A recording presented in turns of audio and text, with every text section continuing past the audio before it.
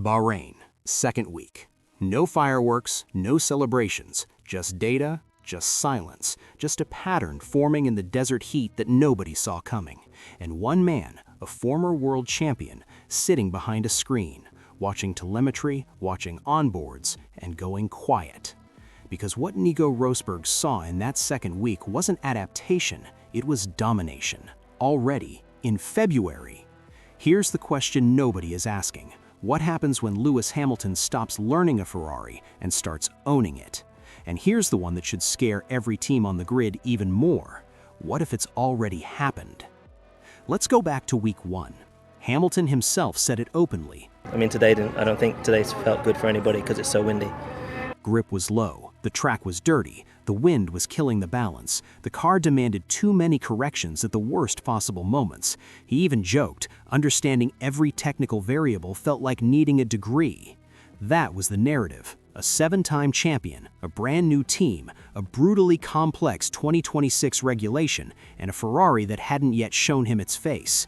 Every expert expected months of fine-tuning. Every analyst expected a slow build, because that's what team changes in modern Formula One look like. You relearn braking references, you reprogram your instincts, you survive before you thrive. But that was just the start, because week 2 arrived and the speech changed, not loudly, not with headlines, silently, in the data. Ferrari stopped experimenting and started executing. The steering wheel became cleaner. The micro-corrections, those tiny nervous inputs that reveal a driver fighting the car, began disappearing. Degradation in long runs stopped spiking. It stabilized. It became predictable. And Nico Rosberg, someone who has sat in the same garage as Hamilton, read the same telemetry, fought the same battles at the limit, started changing his language. He wasn't talking about adaptation anymore. He was talking about something far more dangerous, because what happened next changed everything. Here's what everyone expected from Hamilton in Bahrain week 2. A driver still searching, still exploring, still asking questions. And on the surface, that's what Ferrari wanted you to believe too. No grandiloquent statements, no time attack headlines, no celebrations, just quiet work. But the telemetry told a different story. In the onboard footage from week 2, really getting my body and my mind into a much better place. Not really sure where we are standing. Something subtle appears, something a casual viewer might completely miss. The transition from braking to rotation, one of the most revealing moments in any lap, became clean. Not careful, not managed, clean. The car wasn't surprising him at corner entry. It wasn't unsettling him at the point of maximum load transfer. The rear axle was offering real stability, and Hamilton was already anticipating it. This is definitely, for me, obviously gone through quite a bit. Not reacting, anticipating. And here's the twist, because that's not what adaptation looks like. That's what mastery looks like. Rosberg recognized it immediately because he's seen this before. He shared a garage with the Hamilton who constantly corrects, and he shared a track with the Hamilton who simply executes. What he detected in Bahrain week 2 was the silent transition to the second version. Already. This is where Rosberg's analysis stops being an opinion and becomes a diagnosis. He used 2 words that landed like a thunderclap across the paddock. Dangerous connection. Not fast, not promising, dangerous. Because he wasn't impressed by a single quick lap. What struck him was structural stability across long run after long run after long run. Consistent pace maintained within a narrow band, lap after lap, simulating real race conditions. He pointed to the cleanliness of the steering wheel in critical areas, fewer micro-corrections, progressive movement, not reactive, progressive. That one distinction tells you everything. It tells you the car is no longer punishing the driver. And when a car stops punishing and starts obeying, a driver of Hamilton's level doesn't just go faster, he goes exponentially faster. Because now he's not using mental bandwidth to manage the car, he's using it to weaponize it. Rosberg noted it clearly. In previous Ferrari seasons, performance peaks were brilliant but brittle. A window so narrow that any shift in temperature, wind, or wear made it collapse entirely. The SF26 in week 2 looked different.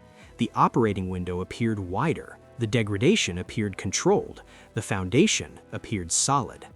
And if Hamilton is already inside that window in February, not after 3 races, not after the summer break, in February, then what we are watching is not the ceiling of this car. It is the starting point. So what does this actually mean for the rest of the grid? First, inside the Ferrari garage itself, because while Hamilton was building quietly, Leclerc was already sending a different kind of message. His 131.9 on the second week was not just fast, it was a declaration, a direct signal within the team. I am ready. I am the leader. Come and find me. And Hamilton didn't react with anxiety, he reacted methodically, which, if you understand how Hamilton works, is the most dangerous response possible. Second, for the championship picture, Ferrari now appears to carry 2 distinct threats. Leclerc, explosive, immediate, aggressive from lap 1 of qualifying. Hamilton, progressive, surgical, building a version of himself that grows more lethal as the season develops. If both peaks arrive at the same time, Ferrari doesn't just win races, it controls championships.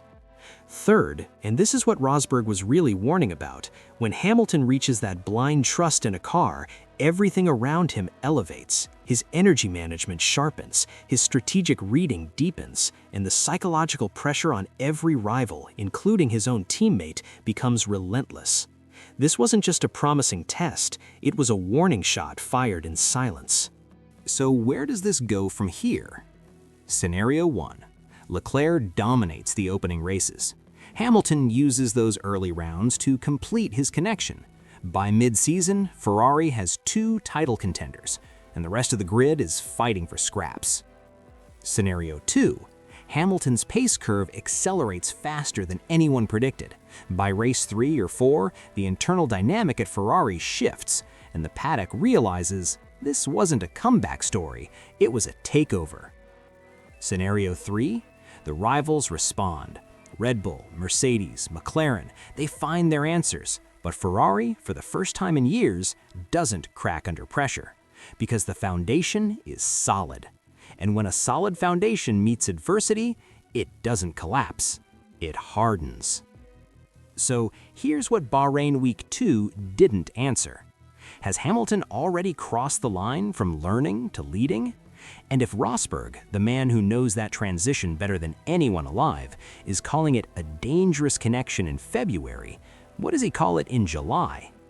One thing is certain, the preseason didn't crown a champion, but it revealed a pattern, and in Formula One, patterns don't lie. The question is, are you watching closely enough to see where this one ends? If you made it this far, you already know this season isn't about who's fastest in testing, it's about who's building something nobody can stop. So tell me, is Hamilton already shaping the SF26 into a title weapon? Or is the real story still forming behind closed doors?